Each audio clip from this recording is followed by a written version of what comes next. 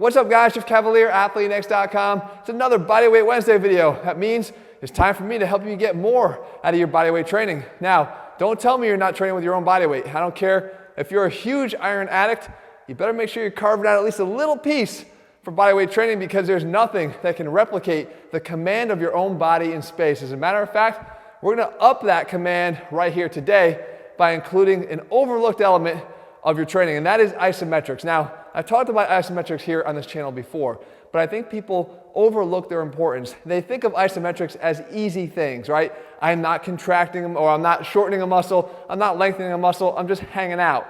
It doesn't have to be that easy. As a matter of fact, where and how you incorporate your isometrics, especially into bodyweight training, can make all the difference. So here's what I'm suggesting. Take a look here at a standard push-up exercise. Now, we've talked about before how a push-up may not be the most challenging exercise for your chest for somebody that's capable of bench pressing and lifting a lot of weight. However, you can make it much harder by inserting isometric holds into the normal set that you're doing. So I can decide to pause here after a few regular repetitions in the bottom portion of the rep, or the middle portion of the rep, or as I'm demonstrating even on the top portion of a rep. What I'm doing here though is not just hanging out. I'm actively engaging as many muscles as I can to hold this position. So what you might not be able to see here is I'm actually squeezing and dragging my hands together like this on the floor to try to engage more activation of my chest. And believe me, I can feel it, but I don't just stop there.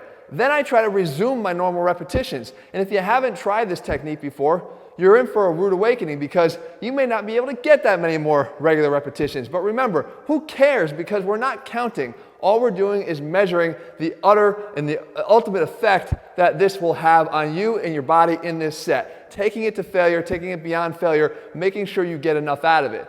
And the same thing here applies to other exercises. I can go up on a pull-up bar, which is already a difficult exercise for some, but for those that don't find it difficult enough and that don't have access to any weight to put on their body for an overload, try the isometric holds intermittently. Again, try them in the bottom, try them at the top, try them in the middle. Wherever you try them, try to then resume normal reps after it. And like I said, it's a much different effect.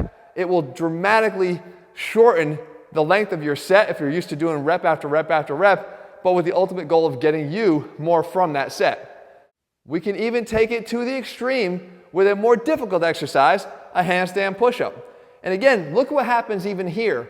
I'm still doing the same idea of pulling my hands together when I'm in the low isometric hold, but on top of that, you can even see muscles in my back that wouldn't necessarily have a chance to activate, become activated, because their role as stabilizers becomes that much more important when I slow down the rep. So when I get in here and I actually want to stop and hold, now all of a sudden their job becomes that much more imperative to kick in and allow me to maintain my stabilization in this position. It's not easy, but guess what? The ultimate effect on my entire back and my shoulder girdle is enhanced.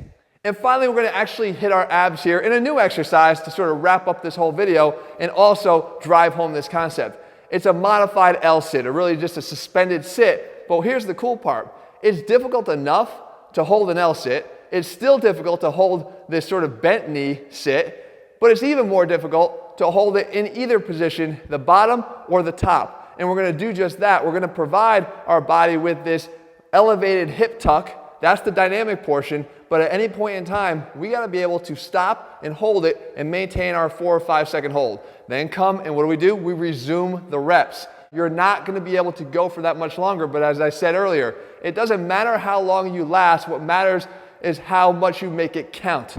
That's what makes muscles grow. That's what makes all the difference when you're trying to get more from your bodyweight training. If you found this video helpful, guys, make sure to leave your comments and thumbs up below. If you're looking for a complete bodyweight training program that utilizes no equipment at all, not even the benches that I showed here, not even the pull-up bar that I was on, trains your entire body with the main goal of helping you to build muscle by incorporating advanced techniques like I just showed you here, head to ATHLEAN-X.com to get our Athlete Zero program. All right, guys, I'll be back here again in just a couple days. See ya.